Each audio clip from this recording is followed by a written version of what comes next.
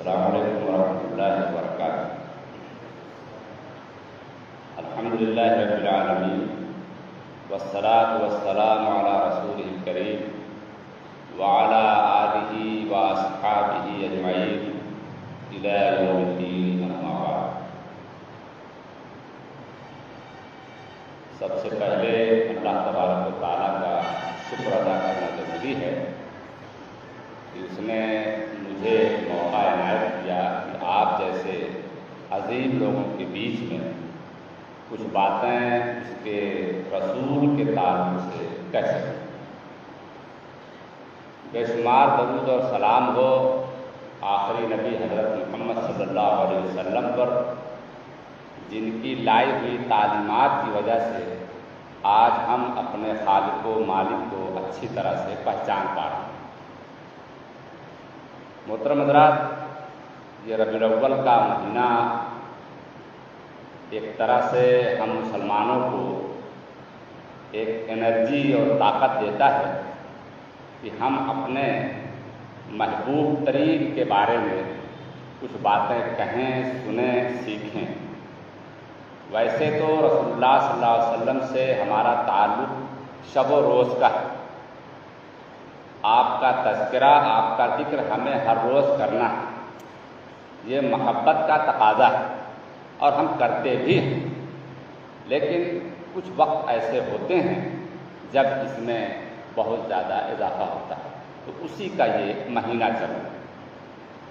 آپ صلی اللہ علیہ وسلم کی زندگی ہمارے لیے نمونہ ہے۔ لقد کان لکم فی رسول اللہ اسوۃ حسنہ، ایک بہترین نمونہ، بہترین آئیڈیل ہیں رسول اللہ صلی اللہ علیہ وسلم ہمارے لیے۔ اس زمین پر بسنے والا ہر انسان وہ اپنا کوئی نہ کوئی آئیڈیل ضرور رکھتا ہے۔ اس کے پیش نظر کچھ لوگ، کوئی شخصیت، کوئی پرسنالٹی ایسی ہوتی ہے جس کو اپنے لیے وہ نمونہ بناتا ہے یا سمجھتا ہے۔ اس کی عادات، اس کے اطوار، اس کے لباس، اس کے کیریکٹر کو اپنے اندر پیدا کرنے کی کوشش کرتا ہے۔ ہمارے جو نوجوان ہیں اس میں بہت سارے نوجوانوں کے آئیڈیلز، یہ ہمارے جو ہیروز ہیں جو فلمیں وغیرہ بناتے ہیں ان میں سے ہوتے ہیں۔ انہی کی طرح کا لباس پہننے کی کوشش کریں گے۔ کوئی اگر کان میں کڑا لگایا ہے تو کان میں کڑا لگا لے گا، کوئی ہاتھ میں اگر کچھ پہنے ہوئے ہے تو ہاتھ میں پہن لے گا۔ یہ سب کچھ کرتا ہے، ہم سب جانتے ہیں۔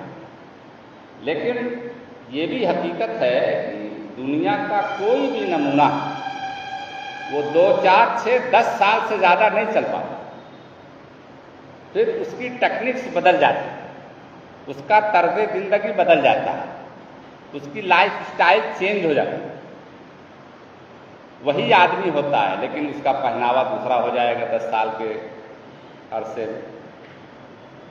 اس کا رہن سہن کا انداز بدل جائے گا، اس کے چلنے کا انداز بدل جائے گا، تو پھر ان کے نمونہ بنانے والے بھی اسی طرح سے بدلاؤ پیدا کرتے ہیں۔ یہ صرف رسول اللہ صلی اللہ علیہ وسلم کا امتیاز ہے کہ آج سے 1450 سال پہلے جو نمونہ آپ نے چھوڑا تھا، آج بھی بعین ہی اس نمونے کو ہم دیکھتے اور پاتے ہیں، اور اس پر چلنا، اس کو اڈاپٹ کرنا، اس کے مطابق زندگی گزارنے میں ہمیں فخر محسوس ہوتا ہے، خوشی محسوس ہوتی ہے۔ اپنے آپ کو ہم آؤٹ آف ڈیٹ نہیں سمجھتے، ایڈوانس لگتے ہیں ہم آج بھی آپ صلی اللہ علیہ وسلم کے طرز زندگی۔ یہ ہے آپ کا ایک بہترین نمونہ کے طور سے اللہ تعالیٰ نے ہمارے سامنے پیش کیا، اور قیامت تک کے لیے آپ کو نمونہ بن کے ہی رہنا ہے۔ اب آپ کی زندگی کے بے شمار پہلو ہیں۔ آپ نے انسانی زندگی گزارنے کے جتنے طریقے ہو سکتے ہیں، یا یوں کہہ لیں کہ انسان کی زندگی میں آنے والے ان تمام مراحل، ان تمام پہلو کے بارے میں بہترین تعلیم چھوڑی ہے جس کو ہم فیس کرتے ہیں، جس کا ہم سامنا کرتے ہیں، چاہے وہ معاشرت ہو، چاہے معاملات ہو، چاہے تجارت ہو، چاہے سیاست ہو، چاہے معیشت ہو، کچھ بھی ہو۔ تو انہیں پوری زندگی میں سے میں نے کوشش کی ہے کہ آپ کے ایک پرٹیکولر ایک پہلو، وہ ہے دعوتی پہلو، اس پر کچھ باتیں کہیں۔ باقی باتیں انشاءاللہ دوسرے مقررین کے ذریعے بھی آتی رہیں گی، اور مکمل باتیں آپ کو جاننا ہے تو آپ کو کچھ کتابوں کا مطالعہ کرنا پڑے گا۔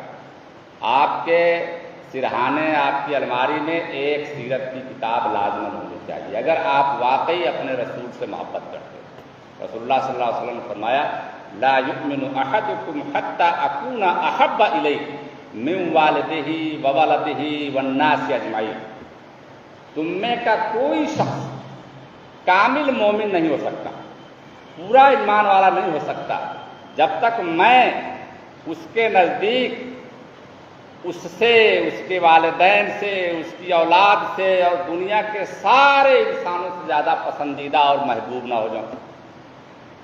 تو جس سے انسان محبت کرتا ہے اس کا فوٹو رکھتا ہے موبائل پہ، اسکرین پہ لگاتا ہے، کسی بچے سے محبت ہو جائے، کسی اور سے محبت ہو جائے، اس کے بارے میں ہردم سوچتا ہے، سرہانے رکھتا ہے، جیب میں رکھتا ہے، رکھ کر نہیں رکھتا۔ تو اگر ہمارے رسول اللہ صلی اللہ علیہ وسلم ہمارے محبوب ہیں اور یہ ہمارے ایمان کا حصہ ہے، تو پھر یہ لازم ہے کہ ہمارے گھر میں، ہماری الماریوں میں، ہمارے بچوں کے بستوں میں سیرت کی کوئی کتاب ضرور ہونی چاہیے، چھوٹی ہو، بڑی ہو، پتلی ہو، موٹی ہو، ہونی چاہیے۔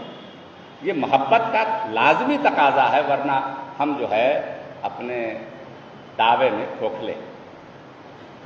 تو آپ صلی اللہ علیہ وسلم کا جو دعوتی پہلو ہے وہ اس لیے بھی ہمارے لیے ضروری ہے کہ ہمارے لیے دعوت کوئی آپشنل ٹاپک نہیں ہے، یہ ایک لازمی حصہ ہے، فرض منصبی ہے۔ قرآن مجید میں دعوت کے سلسلے میں جو باتیں کہی گئی ہیں اس کو اگر ہم مختصراً دیکھنے کی کوشش کریں تو وہ کچھ ایسے نظر آئے گا۔ اللہ تبارک و تعالیٰ نے فرمایا وَمَنْ أَحْسَنُ قَوْلًا مِّمَّنْ دَعَا إِلَى اللَّهِ وَعَمِلَ صَالِحًا وَقَالَ إِنَّنِي مِنَ الْمُسْلِمِينَ، اس شخص سے بہتر کس کی بات ہو سکتی ہے، کس کی تقریر ہو سکتی ہے جو لوگوں کو اللہ کی طرف بلائے اور خود بھی بحیثیت مسلمان کو اپنے آپ کو پیش کرے، یعنی کہنے والا نہ ہو، کرنے والا بھی، قائل با عمل ہو، لما تقولون ما لا تفعلون کا مصداق نہ ہو کہ وہ بات کیوں کہتے ہو جو کرتے نہیں۔ اسی طرح سے ایک جگہ اللہ تبارک و تعالیٰ نے فرمایا کنتم خیر امہ، اے مسلمانوں، اے صحابہ کرام کی جماعت اور قیامت تک کے آنے والے سارے مسلمان، تم ایک بہترین امت، گروہ، جماعت، پارٹی ہو۔ اخرجت للناس، لوگوں کے لیے اٹھائے گئے ہو، لوگوں کے لیے نکالے گئے ہو، یعنی تم کو اللہ تعالیٰ نے توفیق دے دی کہ تم کلمہ والے ہو گئے۔ صحابہ کرام کے بارے میں تو یہی کہا جائے گا، کیونکہ وہ پیدائشی مسلمان نہیں تھے، ان کو اللہ تعالیٰ نے توفیق دی، رسول اللہ صلی اللہ علیہ وسلم کی تعلیمات ان کے دلوں میں گھر کر گئی اور آپ وہ سارے مسلمان ہو گئے۔ ہم اور آپ اگر ہم کو اللہ تعالیٰ نے مسلمان کی حیثیت سے اٹھایا ہے تو یہ ایک ذمہ داری کا پہلو ہے، یہ کوئی گفٹ نہیں ہے کہ اللہ تعالیٰ نے آپ کو مسلمان گھر میں پیدا کر کے جنت کا مستحق قرار دے دیا ہے اور کسی کو غیر مسلم گھرانے میں پیدا کر کے جہنم کا ذمہ دار کر دیا ہے، ایسا نہیں ہے۔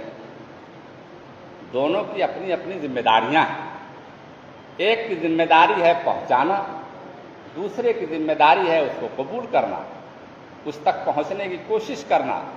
دونوں اپنی اپنی جگہ ذمہ دار ہیں، کوئی اللہ تعالیٰ کے یہ نہیں کہہ کے بچ پائے گا کہ انہوں نے بتایا نہیں، انہوں نے یا وہ پہنچے نہیں۔ ساری روحوں نے تو اللہ کے یہاں اقرار کر کے دنیا میں اپنا قدم رکھا ہے۔ جب اللہ تعالیٰ نے پوچھا تھا الست بربکم، کیا میں تمہارا رب نہیں ہوں؟ قالوا بلا، تو سب نے اقرار کیا، جو یہاں پیدا ہوا ہے وہ بھی، جو غیر مسلم بستی میں پیدا ہوا ہے وہ بھی، ساری روحوں نے اقرار کیا تھا۔ اس لیے کوئی یہ نہیں کہہ سکتا کہ ہم محروم تھے، ہمیں پتہ ہی نہیں تھا۔ دل کی فطرت کی ایک آواز ہوتی ہے، وہ آواز لگاتی ہے۔ تو ہم کو اگر پیدائشی طور سے اللہ تعالیٰ نے مسلمان بنا دیا ہے تو ہماری ایک بڑی ذمہ داری ہے کہ اس پیغام کو، جس پیغام کو ہمارے پاس اللہ تعالیٰ نے محفوظ کیا ہوا ہے، قرآن مجید جیسی محفوظ کتاب، سیرت جیسی سیرت محفوظ، اس قدر اس کی حفاظت کی اللہ تعالیٰ نے کہ جس کا آپ تصور نہیں کر سکتے۔ دنیا میں بہت سارے لوگوں کی بایوگرافی لکھی گئی، لیکن رسول اللہ صلی اللہ علیہ وسلم کی سنت ہم تک پہنچانے میں کم و بیش 6 سے 6.5 لاکھ لوگوں کی زندگیاں ہمارے مفکرین اور مفسرین اور مدونین نے جمع کی۔ 6.5 لاکھ لوگوں کی زندگیاں آج بھی پرنٹ ہے، کتابوں میں درج ہے، ان لوگوں کے بارے میں جنہوں نے رسول اللہ صلی اللہ علیہ وسلم کی کوئی بات آگے پہنچانے کا کام کیا۔ یہ بات لکھی گئی ہے، یہ صاحب کیسے تھے، کون تھے، ملاقات ہوئی کہ نہیں ہوئی، کہاں کے رہنے والے تھے، جھوٹ تو نہیں بولتے تھے، معاملات تو نہیں خراب تھے، اس طرح سے جو تفصیلات ان کو ملی سب جمع کیا گیا۔ اتنی محفوظ ترین چیز ہمارے حوالے اللہ تعالیٰ نے کیا ہے، تو کیا اس لیے کہ ہم اس پہ سانپ کی طرح سے بیٹھ جائیں؟ نہیں، اللہ تعالیٰ کو ایسے بندے پسند ہی نہیں ہیں جو اس کی دعوت کو، اس کے پیغام کو ان لوگوں تک پہنچانے کی فکر نہ کرے جو اس سے محروم کیے گئے ہیں تقدیراً۔ کوئی غیر مسلم گھر میں پیدا ہوا ہے تو اس پیدا ہونے والے کا کوئی دوش نہیں ہے، اس کی اپنی تقدیر ہے، اللہ تعالیٰ نے اس کو پیدا کیا، اس کی تقدیر میں لکھا ہوا ہے۔ لیکن ہم اپنی ذمہ داری نہیں ادا کریں گے تو ہماری گرفت ہوگی۔ کسی نبی کے ساتھ یہ پہلو نہیں رکھا گیا کہ ان کے جو امتی ہیں وہ اس دعوت کے کام کو آگے بڑھائیں گے۔ یہ صرف امت مسلمہ کا امتیاز ہے، ہمارا اور آپ کا امتیاز ہے کہ اللہ تعالیٰ کے اس پیغام کو جس طرح سے رسول اللہ صلی اللہ علیہ وسلم نے پہنچایا، اسی طرح سے اس کے معیار میں کمی ہو سکتی ہے، تعداد میں کمی ہو سکتی ہے، اس کی کوالٹی میں کمی ہو سکتی ہے، لیکن اس میسج کو، اس پیغام کو، اس تڑپ کو، اس فکر کو آپ کم نہیں آنک سکتے۔ ہر شخص ذمہ دار ہے۔ رسول اللہ صلی اللہ علیہ وسلم نے فرمایا تھا کہ بلغوا عنی ولو آیہ، ایک آیت، ایک بات میرے حوالے سے اگر تم کو معلوم ہو گئی ہے، تم تک پہنچی ہے، تو وہ لوگوں تک پہنچاؤ۔ تو دعوت کا جو کام ہے یہ ہر مسلمان کی ذمہ داری ہے، اور قرآن مجید جب دعوت کا لفظ استعمال کرتا ہے تو وہ غیر مسلموں میں اللہ کے پیغام کو پہنچانے کے لیے استعمال کرتا ہے۔ مسلمانوں میں جو کام ہوتا ہے اس کے لیے قرآن مجید میں کہیں تعلیم کا ذکر آتا ہے، کہیں تزکیے کا ذکر آتا ہے، اس طرح سے دوسرے الفاظ سے کہیں اصلاح کا ذکر آتا ہے۔ کام تو دونوں میں ہونا ہے، لیکن یہ ذمہ داری آپ چھوڑ کر کے اپنا صرف کام کر کے نہیں کامیاب ہو سکتے۔ سورۃ العصر جو ہے چھوٹی سی سورہ ہے جس میں اللہ تعالیٰ نے ایک کامیاب زندگی کا فارمولہ بتایا، جس میں کہا کہ پہلے ایمان لے آؤ، پھر کہا کہ خود عمل صالح کرو، پھر کہا کہ حق کی وصیت کرو، وتواصوا بالحق وتواصوا بالصبر، حق کی وصیت کرو، یعنی یہ جو حق ہے، دین حق ہے، اس کو پھیلاؤ، اور پھر اس کے راستے میں آنے والی مشکلات پر صبر کرو، صبر کی بھی تلقین کرو، لوگوں کو بتاتے رہو، دیکھو بھائی یہ کوئی دعوت کھانے والا کام نہیں ہے۔ ہمارے یہاں تو جو پروگرام ہوتا ہے اس کے بعد بڑھیا بڑھیا کھانا ملتا ہے، تو ٹھیک ہے، کھانا ملنا کوئی غلط بات نہیں ہے، اور اپنے لوگوں میں کام کرنا غلط بات نہیں ہے، وہ سارا کام تو ہوگا، خود رسول اللہ نے کیا، صحابہ نے کیا، سب نے کیا، تو وہ ضروری بھی ہے۔ لیکن یہ اصل کام آپ چھوڑ کر کے، کیونکہ منکرات سے روکنا اور معروف کا حکم دینا یہ ہمارے اوپر فرض ہے۔ رسول اللہ صلی اللہ علیہ وسلم نے فرمایا کہ ایک وقت آئے گا جب تم یہ کام چھوڑ دو گے اور تمہارے اوپر کوئی آفت اور مصیبت آئے گی تو تم دعائیں کرو گے، تمہاری دعائیں قبول نہیں کی جائیں گی، اللہ تعالیٰ تمہاری دعائیں رد کر دے گا، صرف اس لیے کہ تم نے یہ دعوت کا کام نہیں کیا۔ دعوت سے مسئلے حل ہوتے ہیں، تعلقات درست ہوتے ہیں، ٹینشن دور ہوتی ہے، وسائل جو ہے مہیا ہوتے ہیں۔ رسول اللہ صلی اللہ علیہ وسلم جس وقت تشریف لائے اس وقت دنیا میں کوئی مسلمان نہیں تھا، سارے لوگ اسلام کو بھول چکے تھے، ملاوٹ کر چکے تھے، یہود و نصارہ ملاوٹ کے ساتھ اپنے اسلام کو زندہ کیے ہوئے تھے، اور مشرکین مکہ وہ تو امی تھے ہی، ان کو تو کوئی مذہبی کتاب ملی ہی نہیں تھی پڑھنے کے لیے۔ ایسے حالات میں آپ صلی اللہ علیہ وسلم کو اٹھایا گیا، 40 سال وہاں پر زندگی گزاری ان کے بیچ میں، اور اس کے بعد بحیثیت رسول آپ کو فائز کیا گیا، اور آپ نے انہی لوگوں سے کام شروع کیا۔ آپ جانتے ہیں کہ دعوت کی آپ صلی اللہ علیہ وسلم نے، کھانے کی دعوت پر بلایا، صفا پہاڑی پر چڑھے، مار کھائی، گالیاں سنی، طرح طرح کے لقب سے نوازا گیا، کیا کچھ نہیں ہوا، کوئی کمی تھی؟ کیونکہ دعوت کا یہ لازمی تقاضا ہے کہ جب آپ اصل کام شروع کریں گے، اصل دعوت شروع کریں گے تو آپ کے خلاف کارروائیاں ہوں گی، آپ جیل جا سکتے ہیں، آپ کے اوپر جو ہے الزامات لگا کر آپ کو اندر کر دیا جائے گا، اور بھی کچھ ہو سکتا ہے، بلڈوزر چل سکتا ہے، کچھ بھی ہو سکتا ہے۔ یہ کام تو کرنا ہے، حکمت کا تقاضا ہے، جو ہوتا ہے اس کے ذریعے کریے۔ کبھی حالات اچھے تھے، لوگ کھلا کتابیں تقسیم کرتے تھے اور میلوں اور ٹھیلوں میں جا کے پروگرام کر لیتے تھے، آج حالات اچھے نہیں ہیں تو جو حالات جس طرح کے ہیں آپ SMS کے ذریعے کر دیں، واٹس ایپ گروپ کے ذریعے کر دیں، PDF میں کتابیں بھیج دیں، آپ کے جو قریبی بہت زیادہ ہیں نئے لوگوں تک نہ جائیں، پرانے ہی لوگ ہیں جو آپ سے بالکل سگے ہیں، معاملات ہیں، تجارت کے ہیں، کاروبار کے ہیں، مزدوری کے ہیں، کھیتی باڑی کے ہیں، ان لوگوں تک اپنی کتابیں، پمفلٹ اور ساری چیزیں دے دیجیے۔ تو حکمت کا تو دامن پکڑنا ہی ہے جیسے تقاضا، لیکن کام کو بند کر کے آپ آگے نہیں بڑھ سکتے۔ رسول اللہ صلی اللہ علیہ وسلم کا حال تو یہ تھا کہ اپنے اس کام کے لیے اس قدر پریشان رہتے تھے اور اس قدر اس میں غرق رہتے تھے کہ اللہ تبارک و تعالیٰ نے کہا کہ شاید آپ اپنے آپ کو ہلاک کر لیں گے، لعلک باخع نفسک، آپ اپنی جان کو ہلاک کر ڈالیں گے ان کے چکر میں۔ کوئی موقع بیمار رہتے تھے اور پتہ چل جاتا تھا کہ کوئی قافلہ آیا ہوا ہے مکے میں تو آپ اپنی بیماری کو بھول کر کے جاتے تھے، اور یہ کہتے تھے جب لوگ کہتے کہ اللہ کے رسول آپ کی طبیعت ٹھیک نہیں ہے تو آپ یہ فرماتے کہ پھر قافلہ ملے گا کیسے دوبارہ، کوئی ضروری ہے کہ پھر وہ آئے۔ اتنی زیادہ آپ اس کے لیے فکر مند رہتے تھے، اور ہم آپ کے امتی ہیں، نبیوں والے کام کے نام سے ہم بہت کچھ کرتے ہیں، لیکن جو اصل کام تھا رسول اللہ صلی اللہ علیہ وسلم کا وہ کام آپ نے نہیں کیا۔ اس کے لیے آپ کو بہت تیار ہونے کی ضرورت ہے، اور ان طریقہ کار کو، ان آئیڈیالوجی کو، ان فلسفوں کو بھی اڈاپٹ کرنا ہوگا جو رسول اللہ صلی اللہ علیہ وسلم نے اختیار کیا۔ دیکھیے دعوت کا کام شرعی اصولوں پر اس طرح سے نہیں ہے جس طرح سے نماز وغیرہ ہے کہ نماز پڑھنے کی بات آپ صلی اللہ علیہ وسلم نے کی، اور اس کے بعد یہ ہے کہ نماز پڑھنا بھی ویسے ہی ہے جیسے میں نے پڑھا، لیکن دعوت ہے اور اس طرح کے بہت سارے جو دوسرے کام ہیں اس میں یہ اصول نہیں ہوتا، اس میں ایک کام کرنا ہے۔ اب اس میں آپ رسول اللہ صلی اللہ علیہ وسلم کے اسوے کو بھی اپنا سکتے ہیں اور آپ اپنا بھی کوئی طریقہ اس میں استعمال کر سکتے ہیں۔ یہ ضروری نہیں ہے کہ اب آپ کسی پہاڑی پر چڑھ کے ہی جو ہے پہلے نعرہ لگائیں کیونکہ اسوا تو یہی ہے، یا یہ کہ آپ پہلے دعوت ہی کھلائیں، نہیں، آپ کچھ اور بھی طریقہ اپنا سکتے ہیں۔ رسول اللہ صلی اللہ علیہ وسلم نے اپنے کام میں جن چند چیزوں کا بہت زیادہ فوکس کیا ان میں 2-3 چیزیں بہت اہم ہیں، یہی بات بتا کے میں اپنی بات ختم کروں گا۔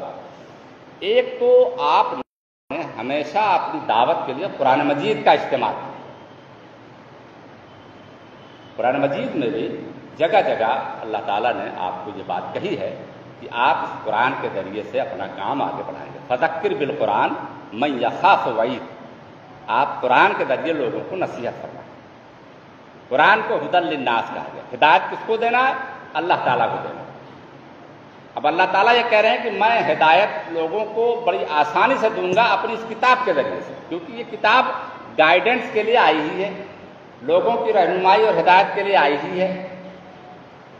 تو سب سے پہلے جو ہے ہم قرآن مجید کی تعلیمات کو ان تک پہنچانے کی کوشش کریں۔ ترجمہ قرآن ہندی میں، انگریزی میں یا جس زبان میں بھی وہ پڑھتا پڑھاتا ہے اس زبان تک اس کو اللہ کا پیغام پہنچائے۔ دوسرا کام آپ نے جو بہت زیادہ اس میں استعمال کیا ہے وہ اپنے اخلاق کا۔ آپ اخلاق کا ایک بہترین نمونہ ہے، وہ اس تو لے اتم مکارم الاخلاق۔ آپ کو کہا گیا کہ مجھے، آپ نے کہا اپنے بارے میں کہ مجھے تو اخلاق کی جو سب سے اونچا معیار ہو سکتا ہے، اخلاق جس کے بعد ختم، اس تک پہنچانے کے لیے، اس تک اس معیار کو لے جانے کے لیے مجھے بھیجا گیا۔ آپ کے اخلاق کا جو نمونہ ہے کتابوں میں آپ کو ملے گا، حیرت ہوگی کیسے کیسے آپ نے لوگوں کے دل جیتے اپنے اخلاق سے۔ ثمامہ ایک صاحب ہیں، اپنے قبیلے کے سردار ہیں، وہ حضور کو قتل کرنے کا ارادہ بنائے ہوئے، صحابہ نے گرفتار کر لیا اور لائے اور مسجد نبوی کے ایک ستون سے ان کو باندھا گیا۔ آپ اس کے پاس آئے اور اس سے کہا کہ ثمامہ تمہارے ساتھ کیا سلوک کیا جائے؟ اس نے کہا کہ بھائی میرا جو جرم ہے وہ سب پر واضح ہے، میں تو علی اعلان آ رہا تھا آپ کا مرڈر کرنے کے لیے، اب اس کی ایک ہی سزا ہے کہ آپ مجھے قتل کر دیں، اب مجھے قتل کریں گے تو میرا قبیلہ جو ہے وہ چھوڑے گا نہیں، وہ آ کے مقابلہ کرے گا۔ اور دوسرے یہ کہ اگر آپ کچھ معاوضہ لے کر چھوڑ دیں، جتنا آپ مانگیں گے ہم آپ کو دے دیں گے، آپ چلیں۔ دوسرے دن آئے، پھر آپ نے اس سے یہی سوال کیا، ثمامہ تمہارے بارے میں کیا کروں، کیا کیا جائے، تم اپنے بارے میں کیا امید رکھتے ہو مجھ سے؟ یہی بات اس نے پھر کہی، پھر آپ چلے گئے۔ تیسرے دن جو ہے پھر آپ کو آئے، اس سے پوچھا کہ کیا کیا جائے، اس نے پھر وہی بات کہی۔ وہ 3 دن تک مسجد کے اندر، مسجد نبوی کا جو کیمپس تھا اس میں جو ستون تھا اسی میں بدھے ہوئے تھے وہ جناب۔ حضور کے زمانے میں مسجدیں جو ہے وہ پورا ایک کمیونٹی سینٹر ہوتا تھا، وہاں سارے کام ہوتے تھے، جو بین الاقوامی وفود آتے تھے، ڈیلیگیٹس جو آتے تھے وہ مسجد نبوی میں بات چیت کرتے تھے، اس کے لیے کوئی الگ سے آفس نہیں بنی۔ آج تو ہمارے یہاں مسجدیں بہت محدود ہو گئی ہیں، اب تو اتنی محدود ہو گئی ہیں کہ ہم دوسرے لوگوں کو بھی آنے سے روک دیتے ہیں، بعض لوگ مسجدوں کو لکھ بھی دیتے ہیں یہاں فلانے کا آنا منع۔ تو ہم تو اتنے زیادہ نمن استر کے لوگ ہو گئے، وہاں یہ تھا۔ تو تیسرے دن آپ نے کہا کہ صحابہ کرام تھے کہ ان کو ریلیز کر دو، چھوڑ۔ اب وہ جناب وہاں سے رسی کی کھولی گئی، تو بدھنے کا مطلب نہیں تھا کہ 24 گھنٹہ بدھے رہتے تھے، جو حوالے ضروریہ وغیرہ کے لیے کھولے جاتے تھے، پھر نگرانی میں ہو جاتے تھے، پھر آ کے پھر ان کو باندھ دیا جاتا تھا۔ تیسرے دن ان کو چھوڑ دیا گیا۔ وہ اپنا گئے باہر، کہیں پانی وانی تھا اس میں خوب چھپاکا مار کے اپنے آپ کو ایک دم ٹھنڈا فریش کیا، اور اس کے بعد پھر واپس آ گئے، اور آ کر کے اللہ کے رسول کہتے ہیں کہ اللہ کے رسول مجھے آپ بہت ناپسند تھے، کسی وقت آپ کا قبیلہ، آپ کا دین سب مجھے نفرت تھی، لیکن اس وقت آپ مجھے بہت اچھے لگتے، آپ مجھے کلمہ پڑھوا۔ یہ آپ کا کردار تھا۔ ایک بوڑھی خاتون کا واقعہ ملتا ہے کہ گاؤں میں تقریریں ہو رہی ہیں کہ نبی آیا ہے اور ایک نیا دین پیش کر رہا ہے، بچ کے رہو بچ کے رہو۔ تو ایک بوڑھی خاتون بڑی غیرت مند لگ رہی تھی، انہوں نے اپنا بوریا بستر بٹورا اور نکل دیا میکے ہوتے، کہیں سوچا کہ مکہ چھوڑ دو۔ اب بوڑھی خاتون جتنا بٹور سکی بٹور کے لے جانے لگی، تو اب ظاہر ہے کہ تھک جائیں گے، تو کہیں پر آپ بیٹھی ہوئی تھی، سستا رہی تھی، اتفاق سے رسول اللہ صلی اللہ علیہ وسلم کا گزر ادھر سے ہوا۔ آپ نے کہا کہ کہاں جانا ہے؟ کہا بیٹا مجھے فلاں جگہ جانا، کہا چلیے میں چھوڑ دیتا ہوں۔ تو آپ نے ان کا گٹھر اٹھا کر کے اپنے سر پہ رکھ لیا۔ کون اٹھا رہا ہے؟ حضور نبی کریم صلی اللہ علیہ وسلم۔ ہم اگر بڑھ کے مولانا ہو گئے تو ہم تو گھر کا گیہوں بھی نہیں لے جائیں گے سر پہ رکھ کے پسوانے کے لیے، بھائی ہم ٹوپی ہے ٹیڑھی ہو جائے گی، امامہ ہے، اتنا بڑھیا کپڑا ہے ہمارا، خوشبو بڑی لگے گی۔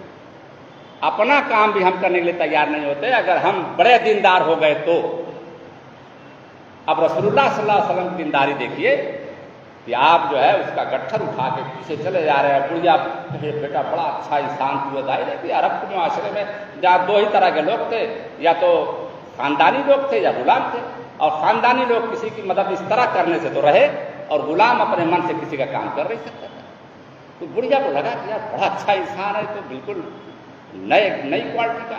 تو راستے بھر اس کو نصیحت کرتی رہی, بیٹا آدمی آیا ہے جو نیا دین لایا ہے, وہ گھر گھر میں بحث شروع ہو گئی ہے, بیٹا بچ کے رہنا. تو بڑا اچھا ہاں ماں کہتے ہوئے پہنچ گئے. جب منزل میں پہنچ گئے تو کہا اماں, نے کہا ہوگا کہ بس مجھے کارڈ بیٹا میرے آ گیا. تو کہا اماں ایسا ہے کہ وہ جس آدمی سے بچنے کی آپ بات کر رہے تھے وہ میں ہی ہوں, میرا ہی نام محمد ہے. اب آپ کو کیا لگتا ہے؟ وہ خاتون پھر الٹے پاؤں, کہا بیٹا پھر محنت لگے گی, تھوڑا سا واپس اسلام میں آ گئی. وہ بڑھیا جو کوڑا پھینکتی تھی, ہر بچے کو پڑھایا جاتا ہے, جب کچھ دن کوڑا نہیں پھینکا گیا تو آپ نے پتہ لگایا کہ کہاں گئی, کیوں کوڑا نہیں ہے. کوڑا مطلب یہ کہ ریت ہوتا رہتا ہوگا کہ پورا سنہنا پھینک دیتی رہی ہوگی. وہ جھاڑو لگا کے جو گرد غبار ہے وہ پھینک دیتی تھی, آپ جھاڑ کے نکل جاتے تھے. جب نہیں کچھ دن پھینکا گیا تو آپ نے پتا کیا, پتہ چلا کہ وہ بیمار ہے, آپ اس کی عادت کے لیے پہنچ گئے. یہ کردار جو ہے نا, یہ اصل میں رول پلے کرتا ہے. ہم چاہتے ہیں کہ ہماری تقریر سن کے کوئی مسلمان ہو جائے, نہیں ہونے والا اللہ ماشاء اللہ. یا ہم طرح طرح کی کتابیں دے دیں مسلمان ہو جائے, اللہ ماشاء اللہ, وہ بہت زیادہ نہیں. ہمیں بحیثیت مجموعی ایک اچھا مسلمان بننے کی ضرورت ہے, اور وہ رسول اللہ صلی اللہ علیہ وسلم کے طریقوں کے ذریعے ہی ہو سکتا ہے. تو محترم حضرات, بہت زیادہ باتیں مجھے نہیں کریں, کئی مرمین ہیں. مختصراً یہ کہ یہ کام ہے یہ ہر مسلمان پر لازم ہے. کون سا کام؟ اللہ کے اس دین کو ان تک پہنچانا جو اللہ کے دین سے واقف نہیں ہے, جس کو ہم اپنے ملک میں ہندو کہہ سکتے ہیں, دلت کہہ سکتے ہیں, بیکورڈ کہہ سکتے ہیں, SC ST کہہ سکتے ہیں, کچھ بھی کہہ سکتے ہیں. اور آپ نبی نہیں ہیں کہ آپ کے ذمے رکھا گیا ہے کہ آپ کو ایک گاؤں, ایک علاقہ, آپ کا جو دائرہ ہے, جتنے لوگوں سے آپ کی ملاقات ہوتی ہے اتنے ہی میں کام کر لیں تو یہ آپ کے لیے کافی ہو جائے گا. 20 کروڑ کی آبادی ہے, 80 کروڑ یہاں دوسرے لوگ ہیں لگ بھگ. اگر ایک آدمی 5 آدمی 6 آدمی کو ٹارگٹ کر لے, ہو جائے گا. ایک آدمی چلے 1 کر لے, کوئی 10 کر لے, کوئی 15 کر لے, ہر آدمی کا اپنا اپنا الگ دائرہ ہوتا ہے. اس طرح سے یہ کام جب بڑھے گا تو لوگ دین میں داخل ہوں گے, پھر تب جا کر کے. اب یہاں ہندوستان میں آج کل تو یہ ہوتا ہے بھائی زبردستی تلوار کے زور سے ایسے ویسے. ہندوستان میں لگ بھگ 1000 سال کمزوری اور طاقت کے ساتھ مسلمانوں نے حکومت کی ہے, لیکن ہم 20 کے 20 رہ گئے, وہ 80 کے 80 ہو گئے, رہ گئے. یعنی کام ہی نہیں کیا. نہ بہترین تعلیم گاہیں بنائی, نہ بہترین ہاسپٹلس بنائے, لے دے کے مسجد بنائی ہے, اور وہ بھی آج کل مصیبت بنی ہوئی ہے. تو کہنے کا مطلب یہ ہے کہ آپ کو کام کرنے کی ضرورت ہے. ہم اپنے یہ کام انشاءاللہ کریں گے, اور کریں گے اسی میں کامیابی ہے. اگر آپ نہیں کریں گے, آپ کو دین کے نام پہ کہیں ڈانٹ نہیں سننی ملی, دان تان نہیں سننے ملا, مار نہیں پڑی, تو سمجھیے آپ کچے ہیں یا ہمارے اندر کمی ہے, ہمیں غور کرنا چاہیے. رسول جن کو آروں سے چیر دیا گیا, آروں سے چیر دیا گیا بیچ سے, صرف اس کام کی وجہ سے. اور ہم پتہ نہیں کون سی دعوت کر رہے ہیں, کھانے ہی ملا جا رہا ہے, موٹے ہوتے چلے جا رہے ہیں. یہ کام اپنے میں جو کرنا ہے وہ تو کیا جائے, وہ تو ہمارے دین کا اور ہمارے حق حقوق کا حصہ ہے. لیکن وہ کام جو ہم چھوڑے ہوئے ہیں, جس کی وجہ سے ہم ذلیل و رسوا ہیں, اس کام کو ہمیں شروع کرنے کی ضرورت ہے. اللہ تعالیٰ سے دعا ہے کہ اللہ تعالیٰ سب کو کہنے سننے کے ساتھ ساتھ ہمیں توفیق دے. تو آپ کو دعوانا الحمدللہ رب العالمین. السلام علیکم.